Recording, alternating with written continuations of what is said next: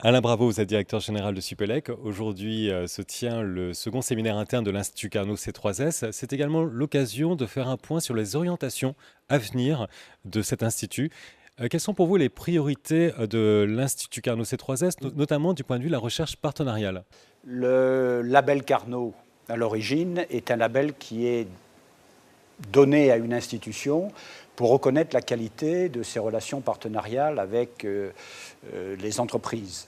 Et en fait, le développement d'un institut Carnot est un appel à l'amélioration continue dans cette qualité.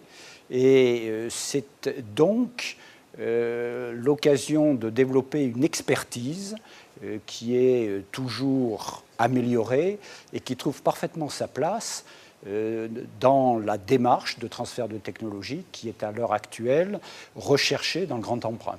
Le deuxième volet, c'est celui qui est relatif au ressourcement et qui permet à l'établissement d'enseignement supérieur de recréer de la connaissance dans des domaines qui demain feront l'objet de transferts de technologie auprès des partenaires industriels. Donc qualité dans le transfert et originalité et excellence dans la création de nouvelles connaissances.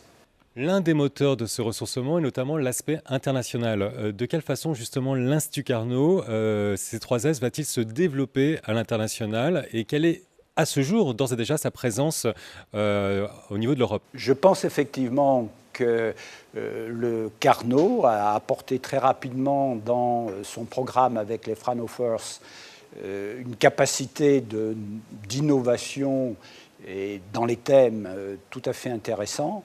Et je crois que les initiatives qui pourraient être prises avec d'autres pays européens tels que la Finlande et la Hollande seraient tout à fait opportuns. Et cela me fait penser au niveau européen dans le cadre du programme cadre à ce qui est fait par le mécanisme des Future Emerging Technologies.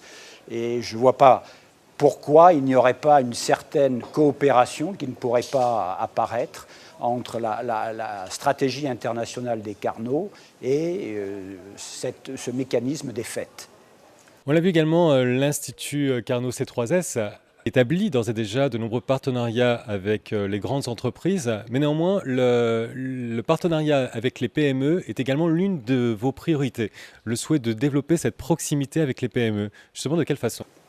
L'enjeu du partenariat avec les PME est tout à fait important pour ce que j'appellerais la création et le renouvellement permanent du tissu industriel.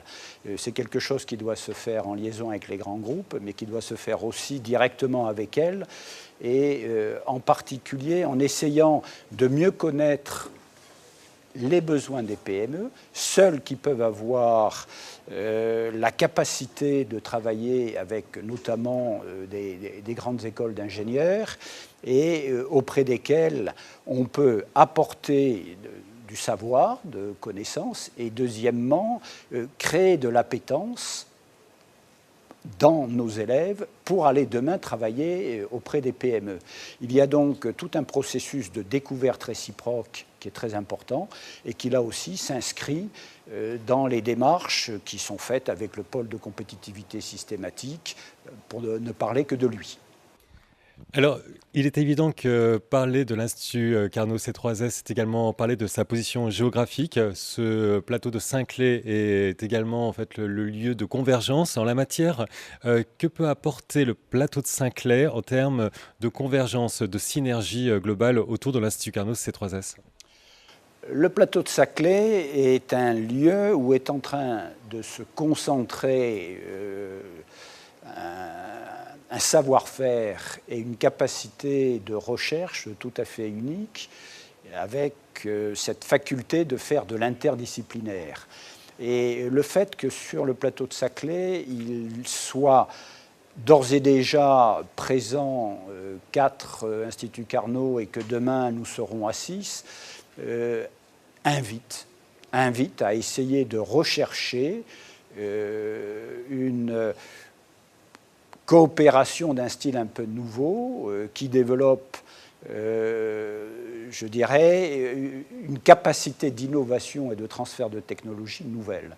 C'est donc une opportunité qui est tout à fait intéressante et qui mérite, comme cela est fait par ces 3S avec ses collègues, d'explorer toutes les modalités qu'on peut inventer.